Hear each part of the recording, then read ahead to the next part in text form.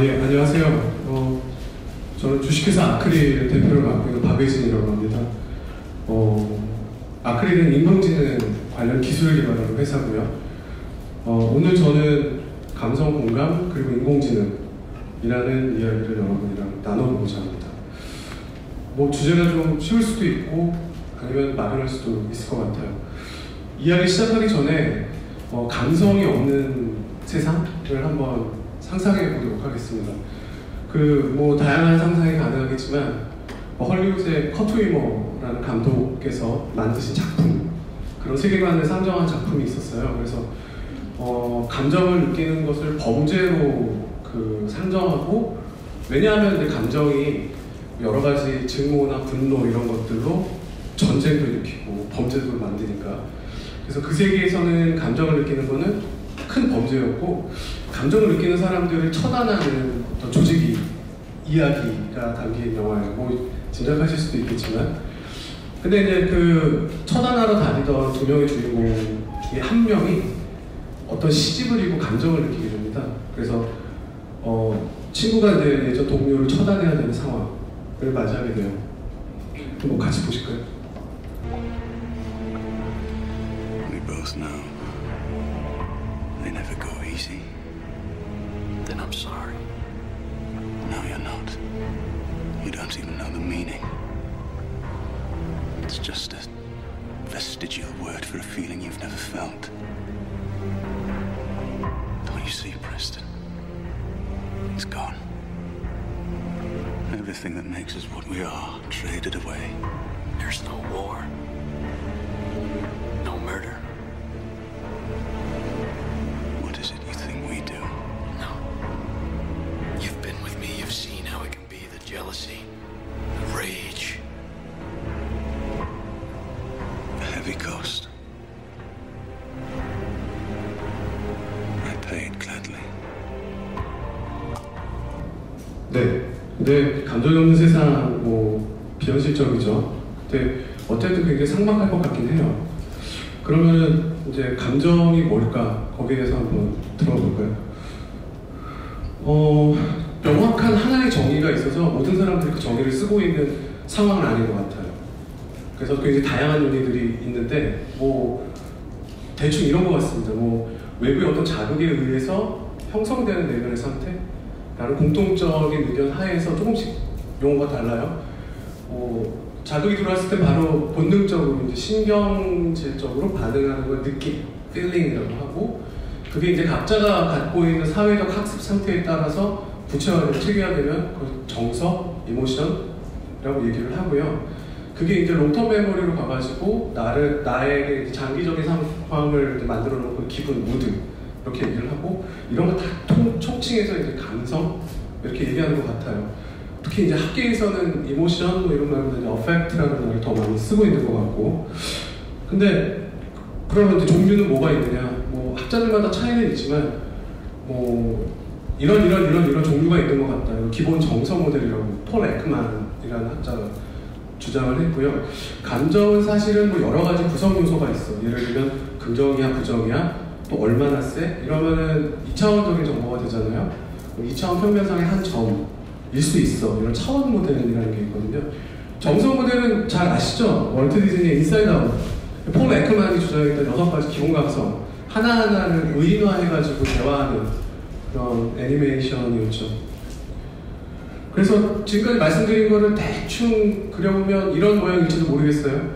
제일 큰 사각형이 사람의 멘탈 스테이트를 말한다고 치면, 외부에서 자극이 들어오면 제일 먼저 이제 감각기관이 반응하는 게 feeling, 그리고 어느 정도의 학습에 의해서 만들어지는 게 이모션, 그게 커다란 무드를 형성하다가 이 다음에 자극이 올 때 이렇게 반응이 영향을 주면서 계속 만들어진다.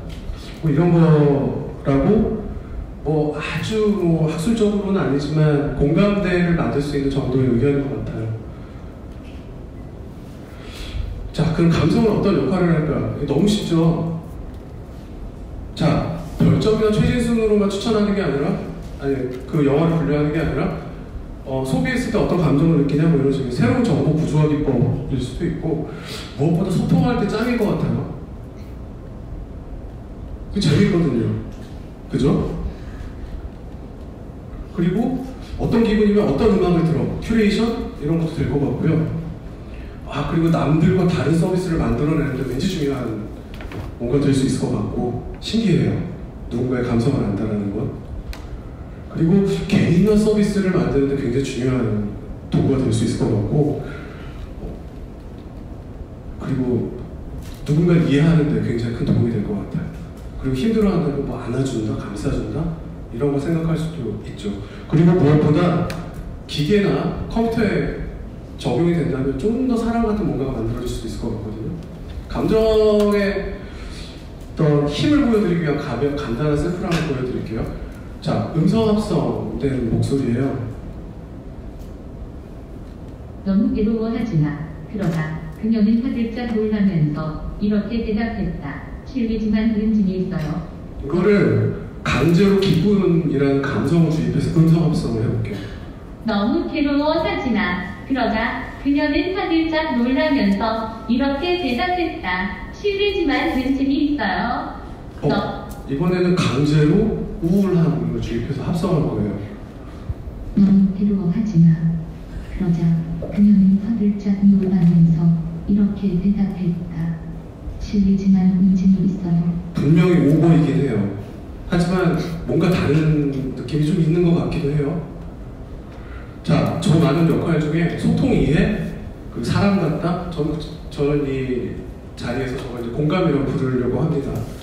요 세 가지 키워드가 감성에 대한 정보기술적 접근, 인공지능적 접근의 가치 잘 설명하고 있어요.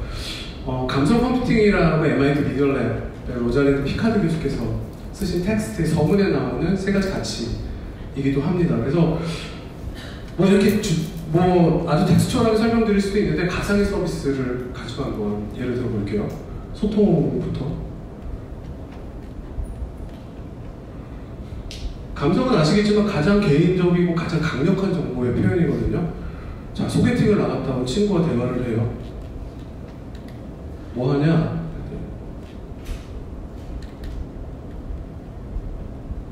소개팅을 했어. 근데 저렇게 말하면 재미가 없잖아요. 뭐 이렇게 물어볼 거 아닙니까?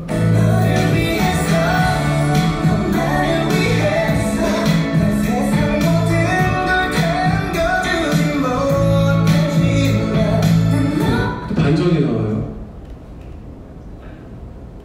뭔데? 내 맘을 하냐? 반응해줘야죠.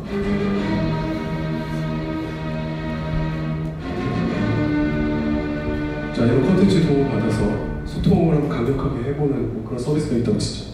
이해라는 거 한번 볼까요? 힘들어요. 근데 힘들다고 다 말하진 않잖아요. 그러니까 낮에 힘들다는 얘기를 하지 않아요. 즉 비감성적인 정보로만 커뮤니케이션한 친구가 있다고 가정하죠. 그 친구가 어딘가에 저렇게 글을 올렸어요. 근데 뭐 어떤 인지 기술이 있어서 슬픔이라는 거 친구한테 알려줬습니다. 그러면 당연히 낮에 있었던 행동들에 대해서도 이해하고 싶고 왜 슬픈지 이해하고 싶지 않으실까요? 네, 이해라는 측면에서도 굉장히 막강한 파워를 주죠. 그죠? 자, 여기까지는 감성 인식에 대한 거인 것 같고요. 그럼 공감은 인식된 감성으로 일어나는 어떤 행동? 이게 이제 공감이 되겠죠. 여기서는 뭘 할 수 있을까요? 뭐 이모티콘 같은 거 줄 수도 있고요. 뭐 다른 공감에 대한 또 다른 예를 들어볼게요. 다들 좋아하시는 분들이 많더라고요. 스파이크 존스 감독의 그녀라는 영화거든요. 특이하게 인공지능과 사랑에 빠지는 얘기죠. 근데 여기에서 주인공이 다음이라는 말을 똑같이 하는데 인공지능의 반응을 다르게 하는 순간이 있거든요. 영화 처음에 엘리베이터에서 우울한 노래 틀어줘라고 얘기를 해요. 노래가 계속 나오는데 다음 마음에 들지 않으니까. 근데 이때 인공지능은 지식 전달을 위한 커맨드로서 다음이라는 말을 받아들이거든요. 근데 영화 중간쯤 가면 이메일을 계속 읽어주거든요. 근데 다음 이메일을 듣질 않나요. 근데 마지막 다음을 한 다음에 AI가 괜찮아요? 라고 물어봐요. 혹시 지금 상태가 되게 힘든 일이 있냐? 이런 게 바로 이제 공감이 되겠죠. 그러니까 감성 공감? 뭐 기술적으로 지금 있는 서비스들을 위해서라도 잘 구현이 되면 너무 좋을 것 같은데, 인공지능은 뭐 아시겠지만 지능이 갖고 있는 가장 큰 특징은 학습이거든요. 그러니까 사람이 아닌 기계에게 학습 능력을 부여하는 기술, 이제 인공지능이죠. 그러니까 어찌 보면은 이제 기계 학습이라는 분야가 굉장히 핵심이에요. 어떤 분은 인공지능은 기계 학습과 로보틱스다라고 말씀하시는 분이 계시기도 하고요. 그리고 기계 학습은 사실상 주어진 데이터를 분류하거나 분집하는 딱 두 가지의 원천적인 목표를 위해서만 움직이거든요. 그래서 세상의 많은 문제가 분류와 분집으로 해석이 될 수 있으면 인공지능 기술이 가서 적용이 될 수가 있어요. 강아지 표정을 맞춘다든지 언어를 번역한다든지, 사실 잘 분해해보면 데이터를 어떻게 분류하고 어떤 데이터를 뭉치냐의 이슈거든요. 그래서 아까 처음 보여드린 감성 그림에서 이 부분이 지금 인공지능으로 접근하고 있는 감성의 영역이에요. 저거는 훈련을 위한 데이터를 모으기 위한 데이터의 특성 탓도 좀 있습니다. 그래서 사실은 뭐 되게 기술적인 얘기는 최대한 재밌게 하기 위해서 했거든요. 지능은 데이터로부터 시작되죠. 그러니까 이런 데이터를 모으는 것이 필요해요. 유튜브 플레이 좀 해주시겠어요? 이거는 저희가 이제 인스타의 친구 감성을 알아낼 때 사용했던 데이터를 모았던 동영상이거든요. 그러니까 어떤 다른 사람들이 주어진 데이터에 대해서 판단을 하는 겁니다. 예, 그래서 누군가가 다이어트 하는 사진을 올려놓은 것 같아. 저 행복한 거 아니야? 그리고 저기 달려있는 해시태그들, 저 감성에 대해서 긍정적이야? 에너지는 얼만큼 돼? 라는 저런 데이터를 만들죠. 사람은 없고. 그리고 해시태그들을 보고 저기서도 감성이 안 느껴지면 안 느껴진다라고 하고, 감성이 느껴지면 이제 감성을 줍니다. 뭔가 뭐 다이어트 쭉 마련한 걸로 봐서는 살 빠지고 싶은 듯한 느낌? 좀 바람이라는 감성을 한번 넣어줘보고, 왠지 자신감이 좀 느껴지는 것 같기도 하고. 자신감. 네, 여기까지. 즉 저런 식으로 굉장히 많은 데이터들을 사람이 이건 이거야 라고 훈련될 수 있도록 모아주면은 그걸 가져다가 지능을 쌓게 되는 게 이제 인공지능 기술이 되는 것이죠. 공감은 지금까지 감성 인식에 대한 건데, 공감은 무엇일까? 좀 재밌는 게임의 일부거든요. 한번 보시겠어요? I'm sure you're familiar with the Turing test. You're familiar. Simple question of algorithms and computing capacity. 저 여자분은 안드로이드예요. 인공지능이거든요. What interests me? 바로 앞에 서 있는 남자 캐릭터도 Machines capable of 인공지능. empathy. I call it the Kamsky test. It's very simple, we'll see. For a living being with a soul. 그래서 앞에 있는 인공지능이 공감 능력이 있는지를 알아보기 위해서 앉아있는 여자 캐릭터를 총으로 쏘라고 해요. 그래서 만약 쏘면 원하는 걸 알려주겠다고 하는 그런 부분이에요. If you feel it's alive, but you'll leave here without having learned anything from me. 아까도 말씀드렸다시피 Okay, 게임이거든요, 본질이. Come on, got it, let's go. 그러니까 제일 마지막에 뭐가 나오죠? Your investigation or the life of this android. 쏠려면 안 돼. 사용자 선택으로 이제 넘어가게 되죠. 통계를 보면 약 14% 정도의 사람, 사용자, 유저가 총을 쐈어요. 그래서 제가 공감에 대해서 굳이 여기서 또 정의를 하자면, 일단 내가 아닌 누군가에 공감한다는 건 비슷한 또는 유사한 감성을 느끼는 것, 첫 번째 감성인식. 그리고 두 번째는 행동하는 것입니다. 표정으로 하든 말로 하든 글로 하든. 그래서 어쨌든 감성을 인식하기만 하면은 좀 허무하잖아요. 그래서 저희가 인공지능이 공감을 해준다라는 것의 효용성을 보려고 간단한 서비스를 만들어서 테스트를 해본 적이 있어요.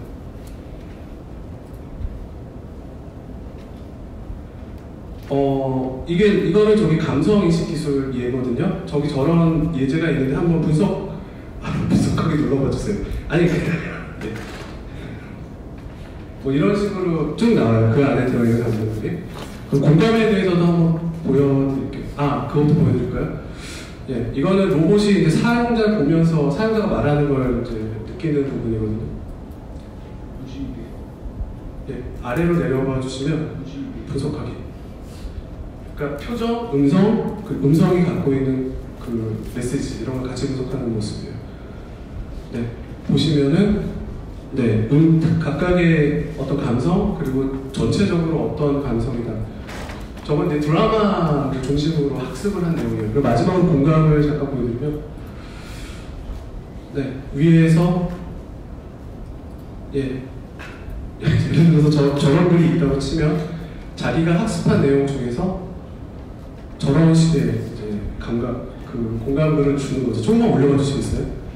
이런 걸 주기 위해서 감성은 실험으로 인식을 하고요. 지금 고민은 진로에 대한 것이구나 이런 걸 판단을 하고 학습된 것 중에 던져주게 됩니다. 파워포인트로. 다음 페이지요. 그래서 시험을 잠깐 보여드렸어요. 그래서 저도 준비한 내용을 다 했고요. 제가 어디 가서 인공지능 세미나라면 제일 마지막에 하는 얘기거든요. 인공지능의 시초라고 불릴 수 있는 분들이 여러 분 계세요. 존 메카시, 저는 앨런 튜링, 이미테이션 게임, 영화 이미테이션 게임의 주인공인 앨런 튜링을 말씀드리고 싶어요. 대학 시험을 같이 준비했던 크리스 모컴이라는 친구가 시험 2주 전에 죽어요. 근데 이제 나중에 여러 가지 문헌에서 그 친구에 대한 그리움을 굉장히 많이 토로하거든요. 논문을 쓰고 났을 때도 이 친구가 봤으면 되게 기뻐했을 텐데 라는 얘기를 많이 합니다. 그래서 여러 가지 흔적을 봤을 때 앨런 튜링은 친구처럼 생각하는 컴퓨터를 만들고 싶지 않았을까? 그런 생각하는 기회를 만들고 싶지 않았을까? 즉 친구에 대한 그리움이란 감성적인 이유가 저 친구가 컴퓨팅 인텔리전스에 대해서 생각하게 되는 그런 계기가 아니었을까? 저 개인적인 생각입니다. 여기까지 해서 발표를 마치겠습니다. 경청해 주셔서 감사합니다.